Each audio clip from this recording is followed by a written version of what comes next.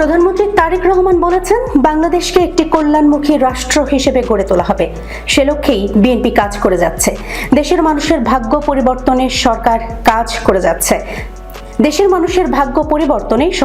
করে যাচ্ছে। প্রধানমন্ত্রী আজ রোববার বেলা 11:30টার দিকে কিশোরগঞ্জের পাকুন্দিয়ার মির্জাপুর চেয়ারম্যান বাড়ি ঘাটে ব্রহ্মপুত্র নদে মাছের পোনা অবমুক্ত করেন।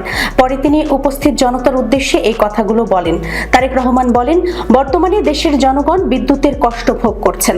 সেটা অতীতের স্বৈরাচার সরকারের অব্যবস্থাপনার কারণে। তবে বিদ্যুৎ ও জ্বালানি সংকট নিরসনে বিএনপি কাজ করে যাচ্ছে। বিএনপি মানুষের কল্যাণে কাজ করবে। তাই বিদ্যুৎ ও জ্বালানি সংকট নিরসনে আগামী অধিবেশনে 10 বছরের পরিকল্পনা নিয়ে সেটা জনসম্মুখে প্রকাশ করবে। সেজন্য সবাইকে ধৈর্য ধারণ করতে হবে। তবে এই সুযোগে কিছু লোক রাজপথে বিশৃঙ্খলা সৃষ্টি করছে।